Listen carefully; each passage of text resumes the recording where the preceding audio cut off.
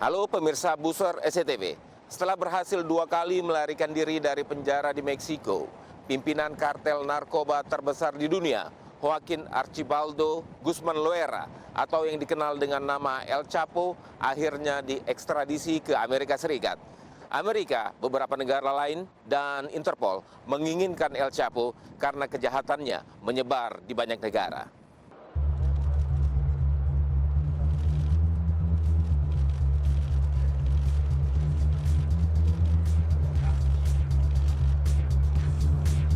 Setelah 2 kali berhasil melarikan diri dari penjara, mafia narkoba dunia Joaquin Archibaldo Guzman Loera atau El Chapo kembali masuk penjara, kali ini di Amerika.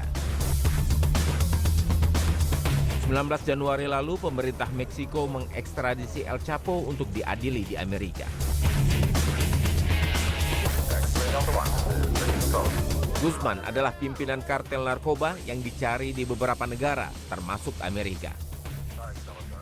The continuing criminal enterprise charges that I will describe for you by itself attributes to Mr. Guzman cocaine shipments of over 200 tons, which were supplied by some of Colombia's most powerful drug trafficking organizations. Mr. Guzman didakwa dengan penyelundupan lebih dari 200 ton kokain yang dipasok dari jaringan penyelundup Kolombia ke jaringan Guzman, dan 7,5 ton kokain dan heroin diselundupkan ke Amerika, termasuk 7 ton ke wilayah ini.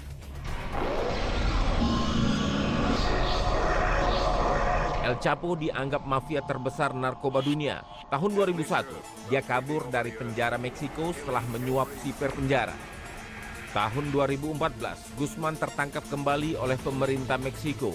Tahun 2015, Guzman melarikan diri dari penjara melalui terowongan bawah tanah.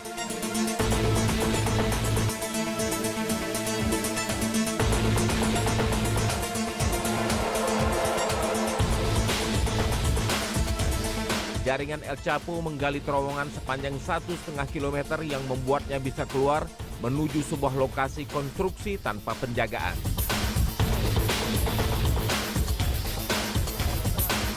Kejahatan terbesar dengan jaringan terbesar membuat penahanan El Chapo kali ini sangat ketat.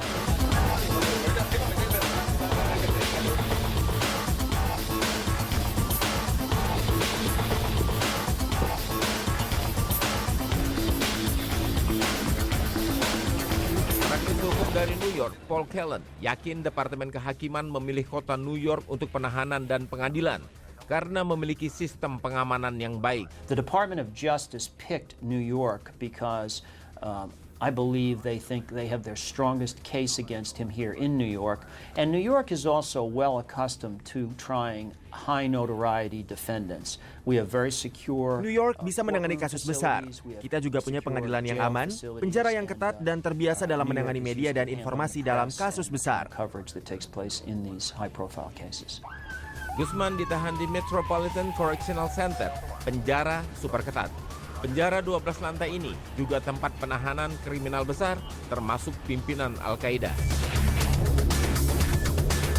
Wartawan investigasi yang pernah beberapa kali ke penjara tersebut membenarkan ketatnya penjagaan di sana. He's going to be monitored 24 hours a day. Di sini dia akan dimonitor sepanjang hari, bahkan ke kamar mandi pun tetap dalam pengawasan. MCC terletak di kawasan Manhattan Financial District dan Tribeca, salah satu lingkungan terbaik di New York. Meskipun ketat, beberapa pelarian terjadi dari penjara. Mengingat kuatnya kartel ini, tak urung menimbulkan kekhawatiran juga. Syukurnya bangunan pemerintahan punya beberapa lapis pemeriksaan.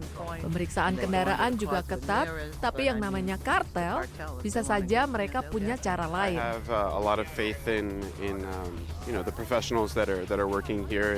Saya yakin pada orang yang bekerja di sini dan secara keseluruhan di Amerika.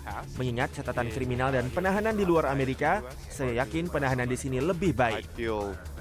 More safe and confident that they'll be able to see his sentence through. Kartel narkoba El Chapo terkenal kasar dan sadis. Sampai tahun 2014, kartel Sinaloa di bawah El Chapo telah memperdagangkan sekitar 500 ton kokain ke Amerika.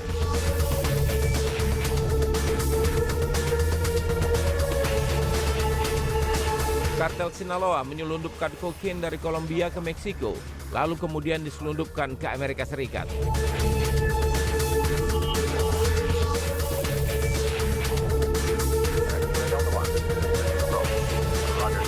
Metropolitan Correctional Center terkadang disebut dengan Guantanamo kecil karena standar pengamanan yang super ketat.